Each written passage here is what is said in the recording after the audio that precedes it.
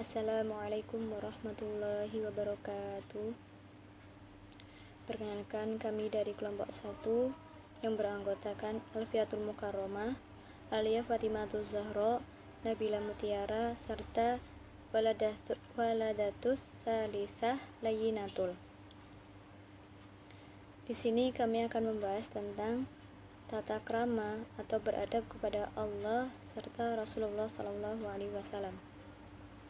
Sebelum kita ke dalam pembahasan akhlak,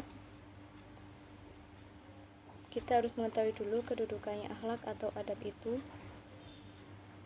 Kedudukan adab atau akhlak itu lebih tinggi daripada ilmu, sebagaimana hadis Rasulullah SAW yang berbunyi al-adabu fawqal ilmi, yang artinya adab itu lebih tinggi daripada ilmu.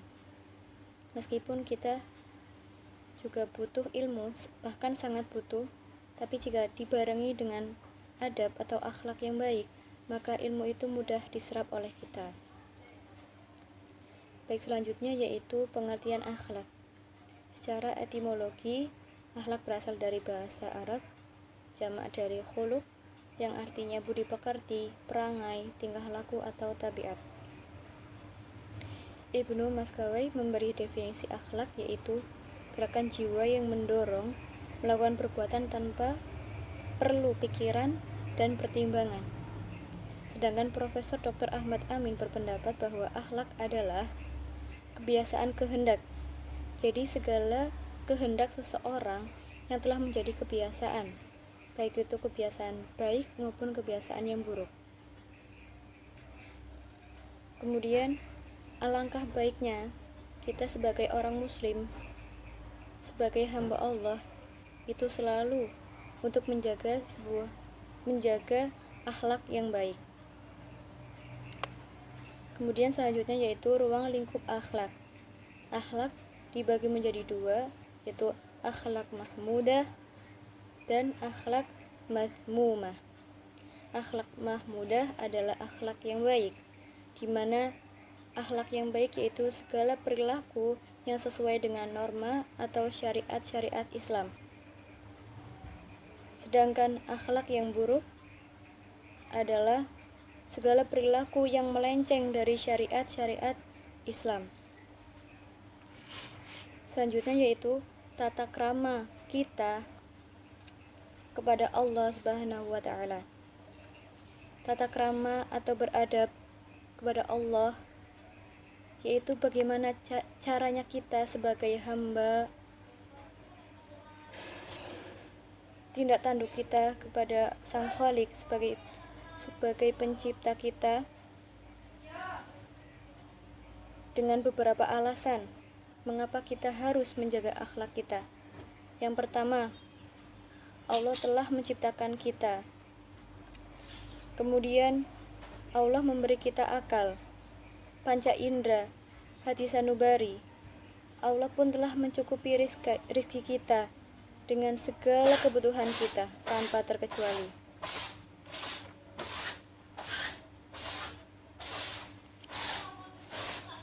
Yaitu dengan cara senantiasa bersyukur atas nikmat yang Allah berikan. Kemudian taat kepadanya.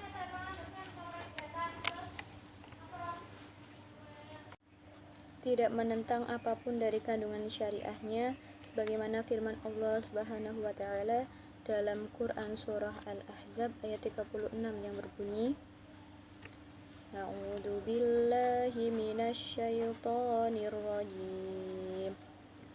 Wa ma kana lil mu'minin wa la mu'minatin idza qadallahu wa rasuluhu amran ay yakuna lahumul khiyaratu min amrihim wa may ya'sillaha wa rasulahu faqad dhalla dhalalan mubina. Yang artinya, dan tidaklah patut bagi laki-laki yang mukmin dan tidak pula bagi perempuan yang mukmin apabila Allah dan Rasulnya telah menetapkan suatu ketetapan akan ada bagi mereka pilihan yang lain tentang urusan mereka, dan barang siapa mendurhakai Allah dan Rasulnya, maka sungguhlah dia telah sesat yang nyata. Jadi kita sebagai hamba dan menerima ajaran yang dibawakan oleh baginda Muhammad SAW, kita harus meyakini dan melaksanakannya dengan sungguh-sungguh. Dan apabila kita mendurhakainya, sudah jelas kita berada dalam jalan yang sesat.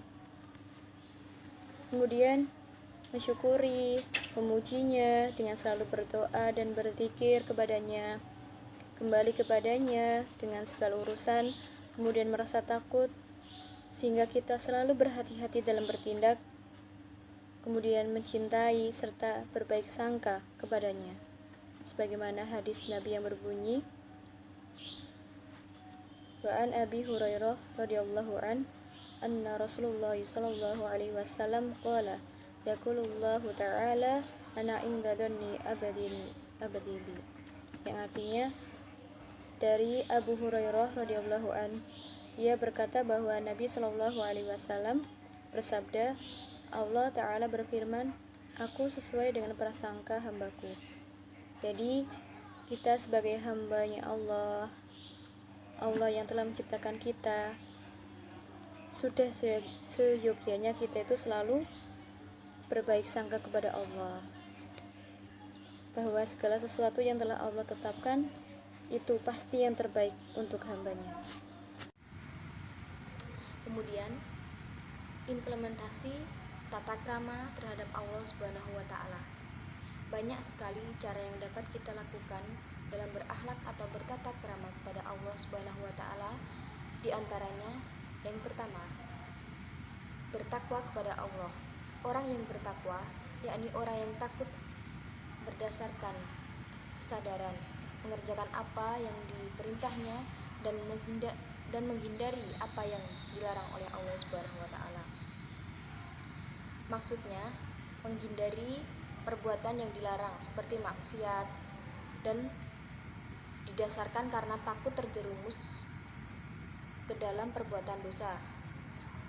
Kemudian orang yang bertakwa akan selalu dan membentengi diri dari kejahatan, memelihara diri agar tidak melakukan perbuatan yang tidak diridhoi Allah Subhanahu wa Ta'ala, bertanggung jawab terhadap perbuatan dan tingkah lakunya serta memenuhi kewajibannya.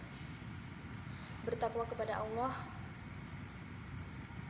misalnya menunaikan sholat 5 waktu, menunaikan puasa pada bulan Ramadan, dan menjauhi semua yang dilarang seperti tidak berjudi, minum minuman keras, bermaksiat, berzina, pergi ke tempat yang dapat menimbulkan fitnah, dan sebagainya. Kemudian implementasi yang kedua, yakni cinta dan ridho kepadanya. Cinta di sini yang dimaksud adalah kesadaran, perasaan jiwa, dan dorongan hati yang menyebabkan seorang terpaut hatinya kepada apa yang dicintainya dengan penuh semangat dan rasa kasih sayang. Bagi seorang mukmin, tentulah kita harus cinta kepada Allah dan berikan cinta kita yang pertama dan utama hanya kepada Allah Subhanahu wa Ta'ala. Sejalan dengan cinta, seorang muslim haruslah dapat bersikap ridho dengan segala aturan dan keputusan Allah. Artinya bagaimana? Artinya ialah dia harus dapat menerima dengan sepenuh hati tanpa penolakan sedikit pun segala sesuatu yang datang dari Allah dan Rasulullah, baik berupa perintah, larangan, ataupun petunjuk-petunjuk. Orang yang ridho dengan Allah, ia akan rela menerima qada dan qadar, baik itu buruk, jelek, bahkan apapun. Itu semua yang diberikan dari Allah, semua yang terbaik bagi kita. Diberikan qada dan qadar, jelek sekalipun ataupun bagaimana, senantiasa seorang mukmin seharusnya bersyukur atas segala nikmat dan akan bersabar atas segala cobaan. Demikian sikap cinta dan ridho kepada Allah. Dengan cinta kita mengharap ridhonya, dan dengan ridho kita mengharap cintanya. Implementasi yang ketiga, yakni bersyukur. Senantiasa seorang hamba seharusnya bersyukur atas segala nikmat yang diberikan. Meskipun sedikit, banyak, itu sudah diukur oleh Allah demi kebaikan umatnya. Bersyukur atas nikmat Allah tidak hanya diucapkan dengan lisan, akan tetapi juga diwujudkan dengan perbuatan, yaitu dengan menggunakan nikmat yang telah diberikan Allah dengan sebaik-baiknya. Seperti nikmat kita diberikan mata, kita harus menggunakannya senantiasa untuk mengaji dan melihat hal-hal yang bermanfaat, bukan untuk bermaksiat. Kita diberikan kaki, kenikmatan bisa jalan, kita seharusnya sudah bisa menggunakannya secara baik. Kemudian implementasi yang keempat, yakni tawakal. Tawakal kepada Allah berarti menyerahkan semua urusan kita sepenuhnya kepada Allah. Sesudah melakukan usaha atau ikhtiar semaksimal mungkin yang kita sanggupi, sehingga kita benar-benar tidak mencampurinya lagi. Kita pasrahkan semua kepada Allah. Entah nanti bagaimana dengan hasilnya, semua yang terbaik buat kita. Kemudian yang kelima, yakni taubat. Taubat sering didefinisikan sebagai bentuk permohonan ampun kepada Allah Subhanahu wa taala, penyesalan yang mendalam atas kesalahan, kekhilafan yang telah dilakukan sebelumnya, dan berjanji tidak akan mengulangi kesalahan tersebut di masa yang akan datang. Taubat yang sempurna harus memenuhi 5 dimensi, yakni yang pertama, menyadari kesalahan.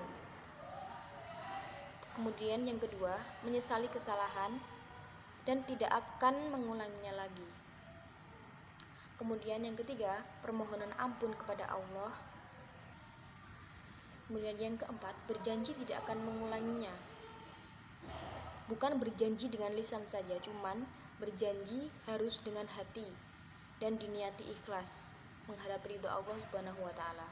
Yang kelima, yang terakhir adalah menutupi kesalahan masa lalu dengan amal soleh. Misalkan kita mempunyai aib, kita tidak membocorkan ke siapa-siapa. Justru kita harus menutupi dengan amal soleh. Itulah 5 taubat yang sempurna yang memenuhi 5 dimensi. Di sini saya, Alia Fatimatu Zahro, akan melanjutkan pembahasan berikutnya, yaitu tentang tata krama atau akhlak terhadap Rasulullah. Selain akhlak kepada Allah, kita sebagai umat Islam yang beriman dan bertakwa juga harus berakhlak yang baik kepada utusan Allah, yaitu Rasulullah SAW. Walaupun beliau sudah wafat, tetapi kita tetap harus berakhlak yang baik kepadanya. Selain dengan mempercayai adanya Rasul, akhlak yang harus kita lakukan terhadap Rasul adalah 1. Mengikuti dan menaati Rasulullah. Ini merupakan sikap yang harus dimiliki oleh umat Islam.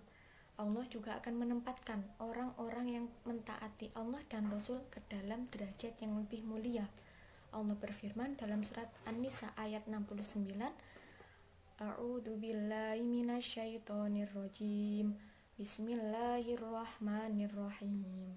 Wa man yuti'illaha war rasul fa ulaika ma'al ladzina an'ama Allahu 'alaihim minan nabiyyin wasyiddiqin wasyuhada'i wasyolihin wa hasuna ulaika rafiqa. Yang kedua adalah mencintai dan memuliakan Rasulullah. Setelah mencintai Allah, sudah seharusnya kita juga harus mencintai utusan Allah, yaitu Rasulullah SAW. Yang ketiga adalah membaca sholawat. Membaca sholawat atas Nabi merupakan bentuk rasa cinta dan terima kasih kita kepada Rasul atas semua perjuangan yang telah beliau lakukan. Rasulullah bersabda dalam sebuah hadis yang diriwayatkan oleh Ahmad, yang artinya, barang siapa yang bersolawat kepadaku 1 kali, maka Allah akan bersolawat kepadanya sebanyak 10 kali. Adalah mencontoh akhlak Rasulullah.